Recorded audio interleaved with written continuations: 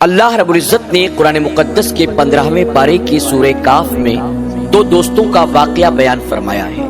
آپ تمام سے گزارش ہے کہ ان دو دوستوں کے واقعے کو آخر تک ضرور دیکھیں، اس میں ہم ایمان والوں کے لیے بہت ہی زیادہ سبق اور نصیحت موجود ہے۔ فرمایا گیا کہ عرب ملک میں دو دوست رہتے تھے، ایک غریب تھا اور ایک امیر تھا۔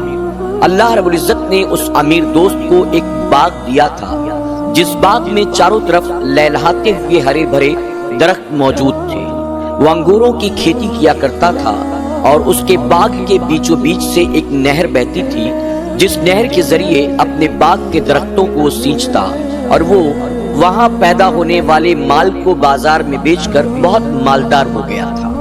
ایک مرتبہ جب اس کی فصل تر و تازہ لہلہا رہی تھی تو اس کا غریب دوست اس سے ملنے کے لیے آیا، اور اس غریب دوست نے آ کر کہا، اللہ رب العزت نے تمہیں بہت نعمتیں عطا کی ہیں، تمہیں چاہیے کہ تم ان نعمتوں پر اپنے رب کا شکر ادا کرو۔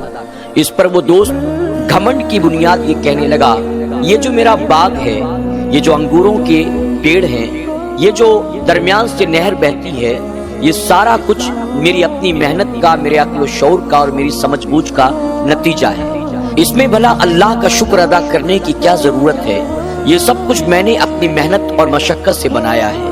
اس پر وہ غریب دوست کہنے لگا، ایسا نہیں کہتے، یاد رکھو اس ساری کائنات کا خالق اللہ ہے، اس ساری کائنات کا مالک اللہ ہے۔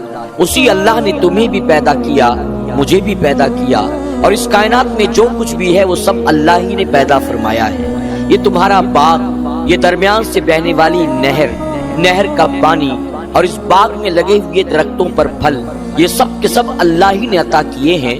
ہمیں اور آپ کو چاہیے کہ ہم اللہ کا شکر ادا کریں۔ لیکن اس کا دوست گھمنڈ کی بنیاد اپنے غریب دوست کی بات پر مسکرا رہا تھا اور گویا اس کا مذاق اڑا رہا تھا، یعنی کسی بات کو سمجھنے کے لیے تیار نہیں تھا۔ پھر غریب دوست نے کہا کہ میرے پاس نہ باغ ہے، نہ ذاتی مکان ہے، نہ اولاد ہے، لیکن یہ بھی اللہ کی مرضی ہے۔ اللہ جسے چاہتا ہے دیتا ہے اور جسے چاہتا ہے محروم رکھتا ہے۔ اللہ تبارک تعالیٰ کا احسان، اس نے مجھے یہ تمام چیزیں نہیں دی، شاید اس وجہ سے کہ کہیں ان تمام چیزوں کو پانے کے بعد میں بھی اللہ کا ناشکرا نہ بن جاؤں۔ اس لیے ہمیں چاہیے جب اللہ نعمتیں عطا کرے تو اس کا شکر ادا کریں، اور جب اللہ غریبی دے تو ہم صبر سے کام لیں۔ ہماری اور آپ کی اوقات کیا ہے؟ ہمارا تو کوئی وجود بھی نہیں تھا، اللہ تعالیٰ نے ایک ناپاک قطرے کو ہمارے ماں کے شکم میں داخل کیا، اور اس کے بعد مٹی کے ذریعے اللہ تعالیٰ نے ہمیں انسانی شکل دی۔ پھر اللہ کے فضل و کرم سے ہم زمین پر آئے، یعنی پیدا ہوئے، اور پھر اللہ ہی کے فضل و کرم سے ہم بڑے ہوئے، عقل مند ہوئے، شعور والے ہوئے۔ پھر اللہ نے ہمیں چلنے پھرنے کی طاقت دی، اللہ نے بات کرنے کی صلاحیت دی۔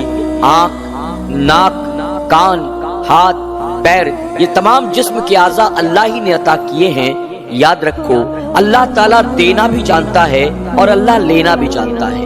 آج اللہ تعالیٰ نے تمہیں جو نعمتیں دی ہیں، اگر اللہ تم سے ناراض ہو جائے تو یہ ساری نعمتیں واپس بھی لے سکتا ہے۔ اور یاد رکھو جو نعمتیں اللہ نے تمہیں دی ہیں، کل قیامت کے دن اللہ کی بارگاہ میں تمہیں اس کا حساب بھی دینا ہوگا۔ وہ امیر دوست اپنے غریب دوست کی تمام باتوں کو سنتا رہا، اور سننے کے بعد کہتا ہے، سنو یہ سب کے سب کتابی باتیں ہیں، میں نہ قیامت کو مانتا ہوں نہ قیامت کے حساب کتاب کو مانتا ہوں، بس اصل یہی زندگی ہے۔ اس زندگی میں جو کچھ ہمیں مل جائے ہمیں اسے کھا پی کر اپنی زندگی مزے کے ساتھ گزارنی چاہیے۔ یہ تو میرے پاس کتنی نعمتیں ہیں، بتاؤ کیا اچانک یہ نعمتیں ضائع ہو سکتی ہیں؟ اچانک ایسا کیا ہوگا کہ نہر کا پانی سوکھ جائے گا؟ اچانک ایسا کیا ہوگا کہ سارے درخت ٹوٹ جائیں گے، سوکھ جائیں گے، پھل تباہ و برباد ہو جائیں گے؟ ایسا کچھ بھی نہیں ہوتا۔ یہ سب سنی سنائی باتیں ہیں اور تم ان باتوں پر بھروسہ کرتے ہو، میں ان باتوں پر یقین نہیں کرتا۔ اس پر غریب دوست کہنے لگا، میرے دوست یہ تم کیسی باتیں کر رہے ہو؟ ایسی باتیں تو وہ لوگ کرتے ہیں جو اللہ کی ذات کے منکر ہوتے ہیں، جن کا اللہ سے کوئی تعلق نہیں ہوتا۔ کیا تم بھی اللہ رب العزت کو نہیں مانتے ہو؟ تم ذرا سوچو، تم کل کہاں تھے، کیا تھے، آج اللہ نے تمہیں کیا کچھ عطا کیا ہے؟ اس پر وہ امیر دوست کہنے لگا، چلو اگر تمہارے کہنے پر میں یہ مان لوں یہ سب کچھ مجھے اللہ تعالیٰ نے دیا ہے اور قیامت بھی اللہ کی طرف سے آئے گی، تو میں یہ کہتا ہوں جس اللہ نے مجھے جیتے جی زمین پر اتنا سب کچھ دیا، قیامت کے بعد مجھے اور نعمتیں عطا کرے گا۔ اگر وہ مجھ سے ناراض ہوتا دنیا میں کیوں دیتا؟ یقیناً جسے نہیں دیا اس سے ناراض ہے، اور جسے اللہ نے دیا ہے اللہ اس سے خوش ہے، اور جس اللہ نے مجھے یہاں دیا ہے وہ قیامت کے بعد مجھے اس سے بہتر عطا فرمائے گا۔ اس پر غریب دوست کہنے لگا تمہیں سمجھانا بیکار ہے، تم جانو تمہارا کام جانے۔ یہ کہہ کر وہ وہاں سے چلا گیا۔ وقت بدلا، اچانک اس کے باغ کے بیچوں بیچ بہنے والی نہر کا پانی سوکھ گیا۔ جو انگور کے پھل لگے ہوئے تھے اس میں اچانک کیڑے لگ گئے اور سب کا سب پھل ایک ساتھ تباہ و برباد ہو گیا، اور پانی نہ ہونے کی وجہ سے اس کے باغ کے تمام درخت بھی سوکھنے شروع ہو گئے۔ وہ شخص اپنے سر پر ہاتھ مارتا، روتا، پچھتاتا، اپنی بات پر شرمندگی ظاہر کرتا، لیکن اب اس کا کوئی پرسان حال نہیں تھا۔ وہ کہتا مجھ سے بہت بڑی غلطی ہو گئی، میں نے جو کچھ بھی کہا اپنی باتوں پر میں شرمندہ ہوں، لیکن اب اس کا پرسان حال کوئی نہیں تھا، یہاں تک کہ جو کچھ اللہ رب العزت نے اس کو دیا تھا وہ سب کا سب تباہ و برباد ہو گیا۔ غریب دوست کے پاس کچھ نہیں تھا، اس پر بھی وہ اللہ کا شکر ادا کرتا۔ اللہ رب العزت نے اس کو عزت والی زندگی عطا کی، اور امیر دوست جو باغ والا تھا جس کو اللہ نے ہر طرح کی نعمتوں سے نوازا تھا اس نے اللہ کا شکر ادا نہ کیا، نتیجے میں وہ تباہ و برباد ہو گیا۔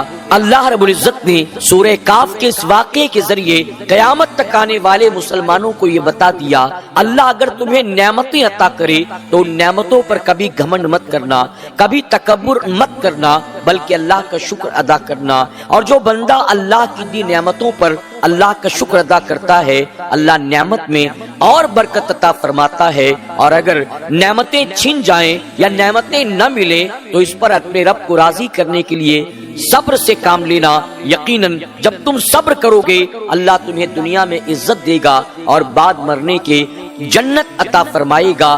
اللہ ہمیں اور آپ کو اس واقعے سے سبق حاصل کرنے اور اسے اپنی زندگی میں عملی جامہ پہنانے کی، ہر وقت اللہ کا شکر ادا کرنے اور مصیبت و بلاؤں میں صبر کرنے کی توفیق عطا فرمائے۔ آمین یا رب العالمین۔